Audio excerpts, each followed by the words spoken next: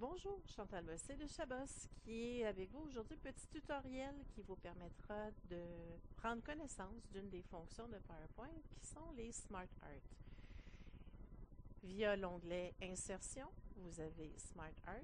Et la raison pour laquelle c'est le sujet de mon tutoriel aujourd'hui, j'ai dernièrement eu des questions concernant des organigrammes. Donc, vous avez le petit outil dans PowerPoint qui est bien intéressant, qui vous permet de bâtir un organigramme. Vous voyez que vous avez différentes dispositions qui sont possibles. Il s'agit de choisir celle qui est la plus adaptée à vos besoins parce que c'est malgré tout très flexible. Si on y va avec un de base, vous avez une hiérarchie de base comme ça avec un effet qui est superposé. On peut agrandir l'encadré pour nous permettre d'aller prendre vraiment tout l'espace sur notre diapositive ou prendre l'espace que vous avez réservé à votre organigramme et vous pouvez facilement rajouter toutes les cases dont vous avez besoin. Si vous venez voir dans la portion Créer un graphique, vous avez l'onglet Contextuel Création des outils Smart Art. Donc, si on regarde Ajouter une forme, en cliquant tout simplement dessus, on ajoute une forme directement du même niveau et notre graphique se redimensionne à chaque fois.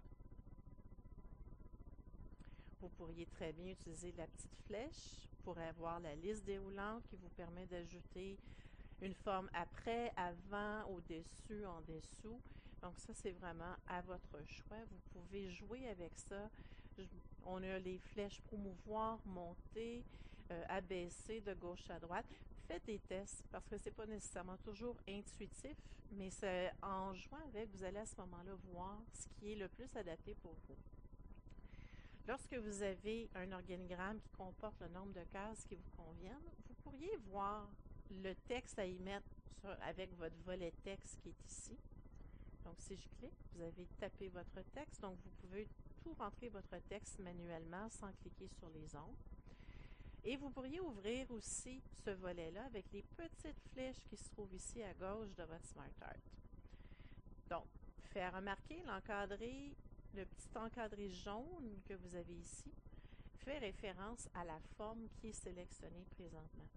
Et pourquoi vous avez des puces qui sont à différents niveaux? C'est effectivement pour signifier quels sont les différents niveaux de votre graphique. Si je clique sur le premier et je mets par exemple ABC ou ABOC, on va y aller avec un C, vous pourriez décider qu'une seule case n'est pas assez. Petit truc intéressant, si vous faites maintenant Entrée, vous venez de créer une deuxième case qui va vous permettre à ce moment-là d'aller entrer les deuxièmes informations. Avec votre ABC, si vous voulez bien le relier, on peut tout simplement faire Entrée, mais cette case-là, on la relie en faisant une tabulation. Donc, vous avez une autre puce qui vous permet d'avoir accès à l'information qui sera à rentrer à ce niveau-là. Et ainsi de suite, on peut aller mettre nos informations de un à l'autre.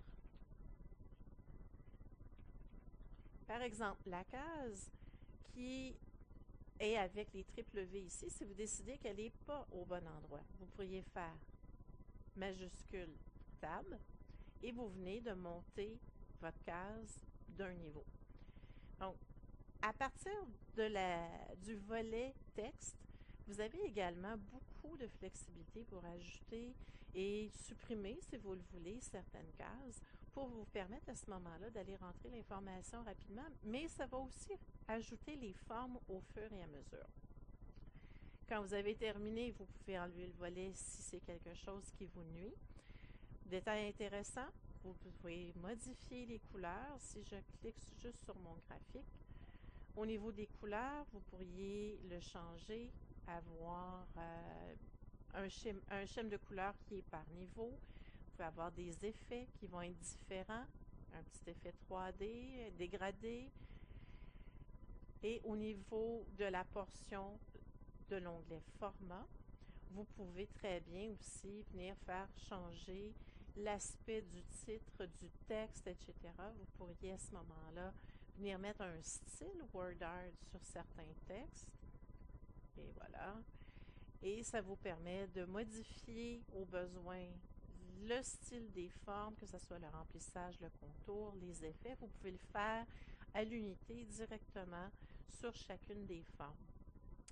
Petit détail intéressant, si jamais vous décidez que vous avez fait trop de changements et que ça ne vous convient plus, vous pourriez très bien rétablir votre graphique à ce qu'il était au départ, avec les changements avant, tous les derniers changements là, qui étaient après avoir ajouté vos cases.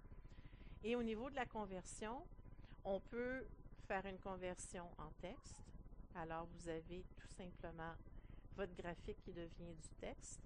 Je fais CTRL-Z pour retourner en arrière parce que je veux vraiment maintenir mon SmartArt. Ce que vous pouvez faire aussi, vous pouvez faire une conversion en forme. Et si vous regardez maintenant, on a une seule forme, mais je peux cliquer et là, on voit, on a la ligne pointillée qui nous indique qu'on a un groupe. Ce qui est intéressant, c'est que de cette façon-là, après avoir converti, on peut passer à une animation et animer notre graphique de façon à le découvrir au fur et à mesure de nos explications. Mais pour aujourd'hui, j'en reste à ceci.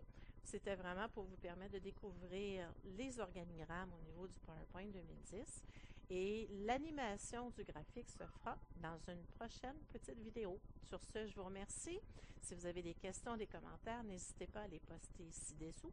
Et vous pouvez également visiter mon site web chabos.ca si vous voulez en apprendre davantage sur les portions d'éditique et de présentatif. Merci beaucoup et